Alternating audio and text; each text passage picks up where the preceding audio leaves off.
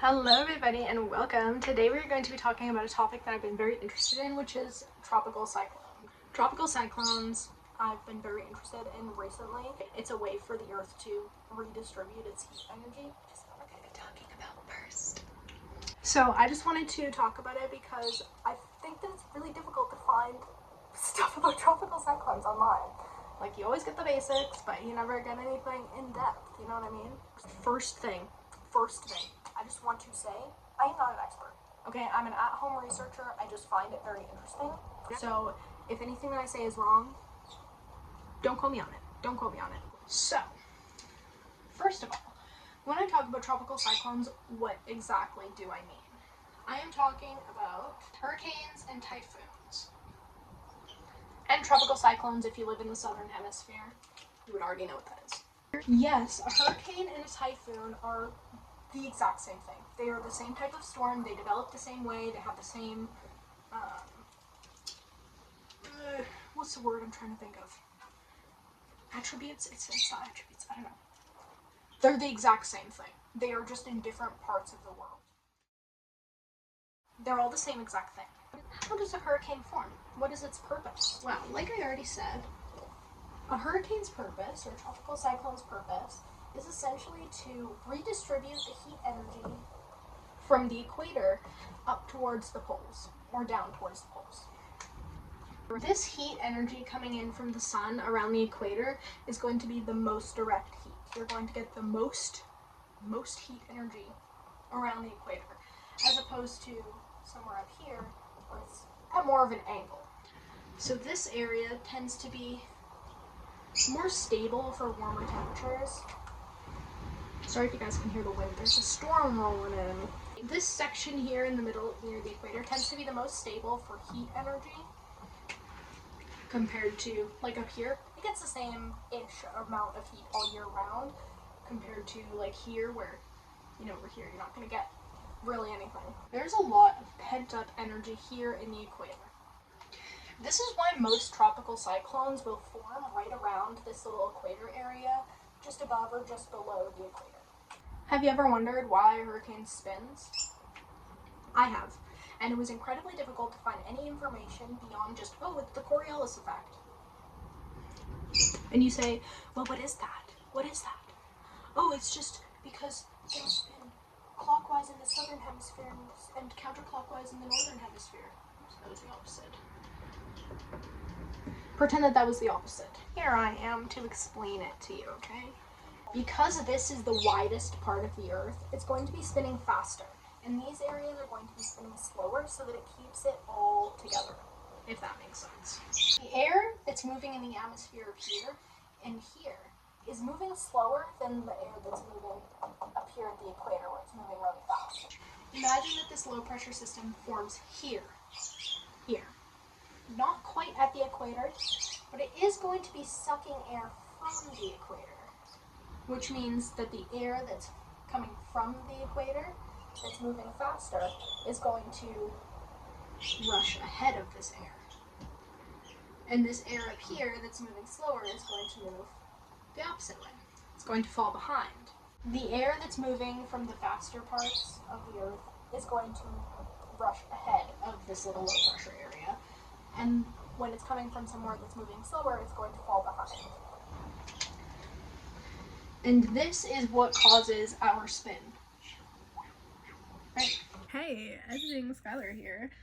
I thought that was kind of not the best explanation, so I have brought my coffee cup to show you what I actually mean by that.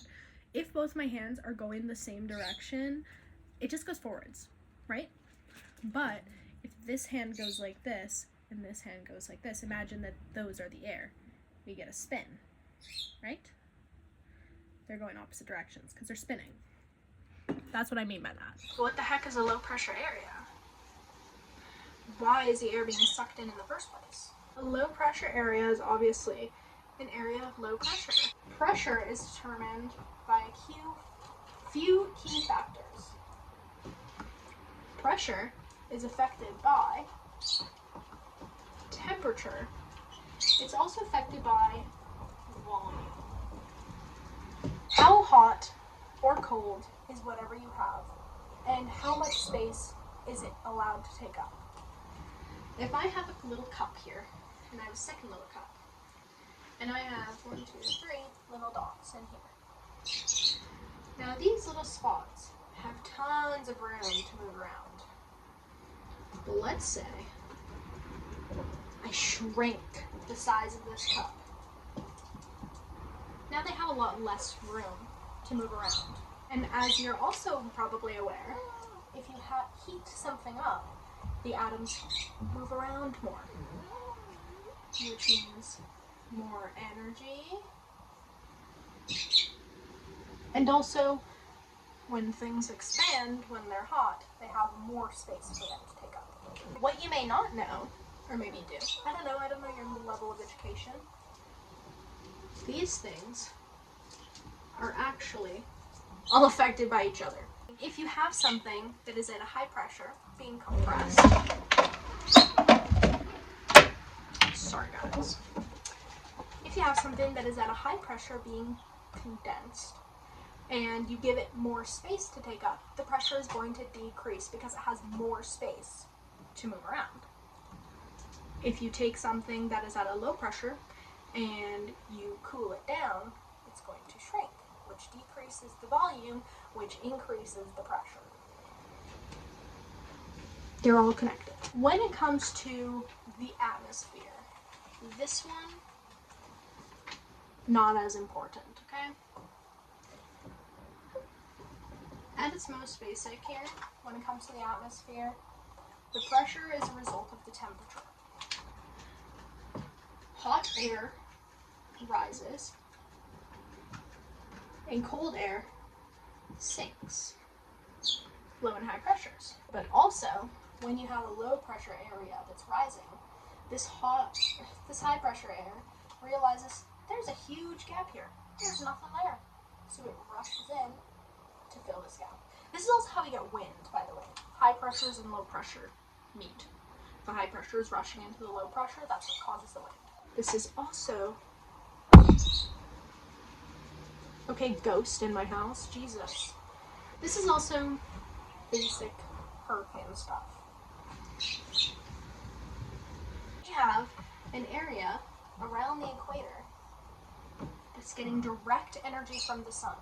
So this whole area is hot, which means that this whole area is a lower pressure than everything else around it.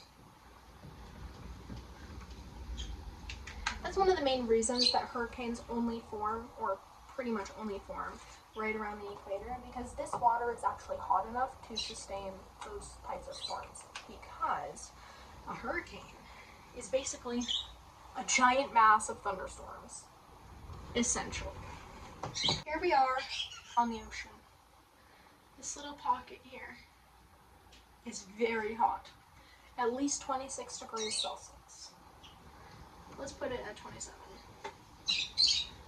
This air is rising up. As it rises, the air gets colder. So it starts to form these masses of clouds up here. Basic cloud stuff. Starts to form a thunderstorm. How does it form a thunderstorm and not just a cloud? Don't ask me. A lot of energy in the atmosphere. Instability in the atmosphere. I don't know, I'm not an expert, okay? I'm just sharing what I have learned so far. The air here is rising, and this high pressure air is rushing in. And it's heating up, and it's, oh my gosh, it's starting to circle. It's creating this column of air where this, oh, it's being sucked up. Oh, what the heck? It's being sucked up. What? Okay. Now we have this little mass of clear air. This is rotating, by the way. More air is being sucked in. It's being sent up, creating more clouds, creating more thunderclouds, creating more thunderclouds, creating more thunderclouds. And oh my gosh, now it's a huge freaking storm. They're starting to, bond together. Now we have now forming an eye wall. This is the area where the strongest winds are. This is the area where there's the strongest thunderstorms.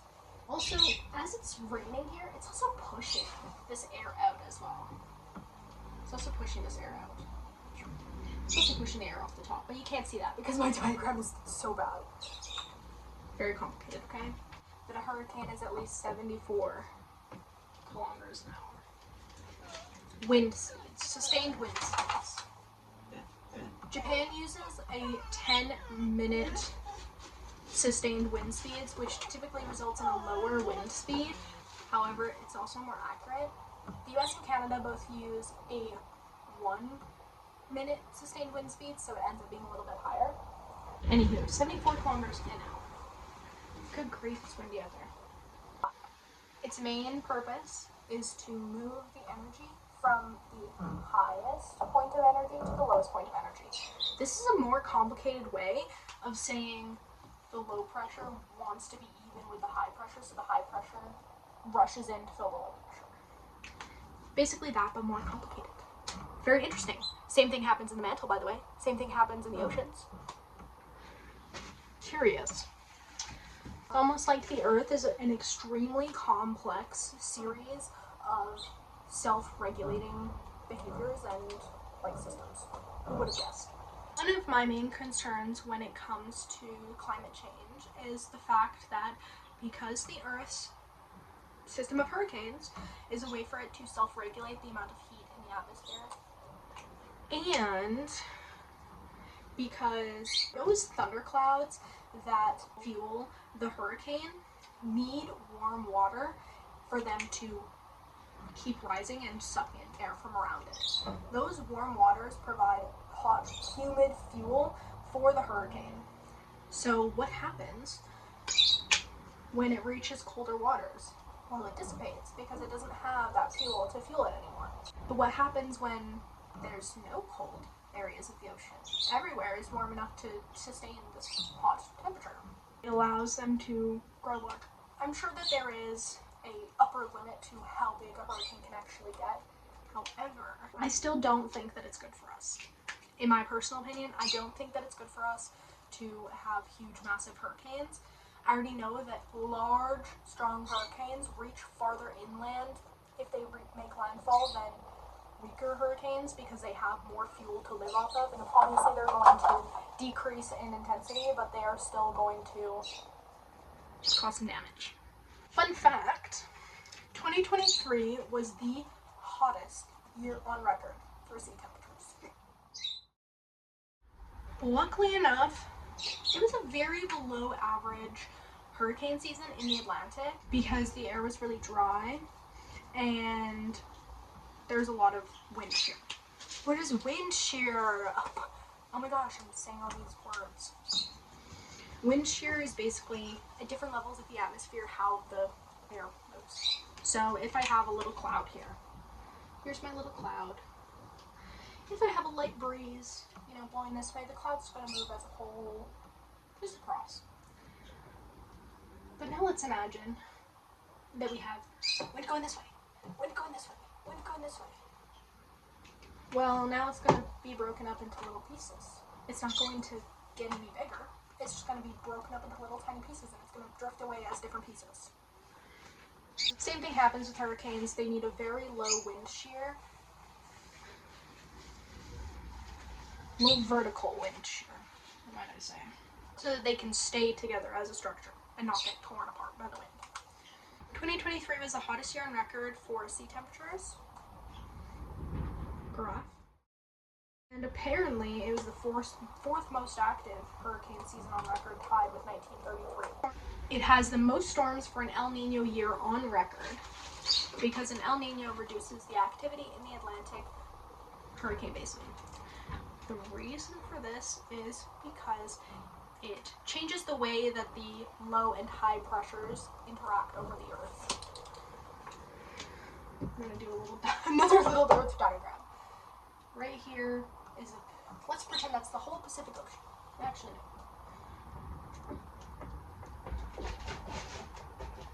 This is the Pacific Ocean. This is the Atlantic Ocean. This is the Pacific Ocean. This is the Atlantic Ocean. Here is where little El Nino was. Right? A little tiny section in the Pacific. So this created a little pocket of low pressure, which changed the way that the high pressures interacted around it. So now, this is not an accurate diagram, by the way. This is just, I'm bullshitting. It created a pocket of low pressure over the Pacific, which means that the Pacific hurricane season would have been stronger and more active compared to the Atlantic, because it would have changed the high and low pressures, so that there's actually going to be high pressure sitting over the Atlantic basin, which means that it's going to be more stable and create less hurricanes. However, most storms for an El Nino year on record ever. 2023 hottest sea temperatures of all time recorded. Very interesting. This one gets a little more complicated because now I'm going to start talking about storms and sea temperatures. Diagram. Most storms in a year. Atlantic sea temperature records for these years on record. Most storms in a year, sea temperature. Fewest storms in a year. List diagram. Now you may notice that this one is only 1 year. That's because all of the others are pre 1982 or whatever. There is only 1 year that I'm able to show on this diagram. So that's why there's only one. So I don't know the sea temperatures for the other years. I don't know. Actually quite interesting because 1993 has a bunch of hurricane records in the Pacific basin. Although the sea temperatures then were quite lower than average.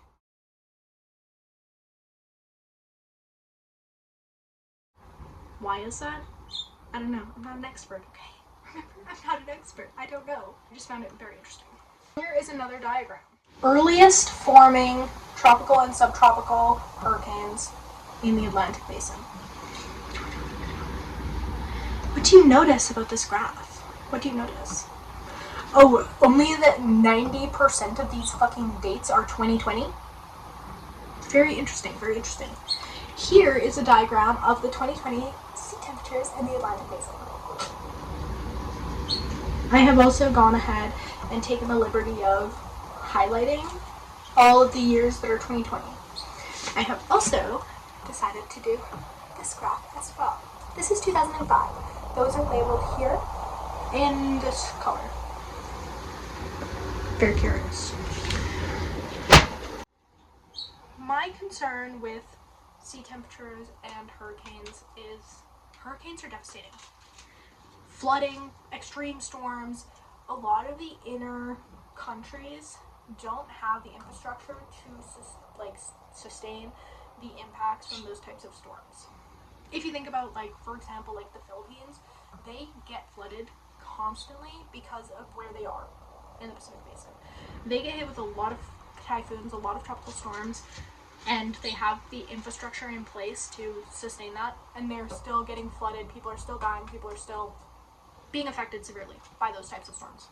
Here, where we don't really get hit with a lot of hurricanes, larger, longer lasting, stronger hurricanes are eventually going to start affecting us. They're going to, and we're not going to have the infrastructure in place. And also,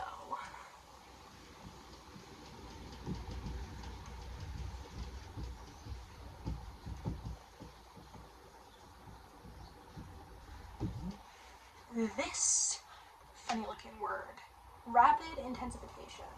Rapid intensification is when a storm intensifies the wind speeds. Wow.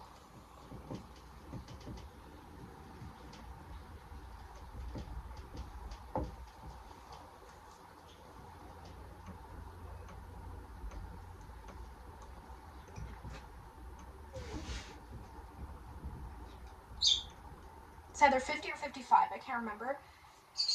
I believe it is 50. Well, maybe that going from, for example, a category 1 to a category 5 in one night, well, now it's gone from this little size off the coast to this size off the coast, that's going to affect a lot more people. And they are incredibly difficult to predict, but they are a really good indicator of how devastating a storm could possibly be if it made landfall. It gives the people that are affected by the storms significantly less time to react when the storms intensify really quickly.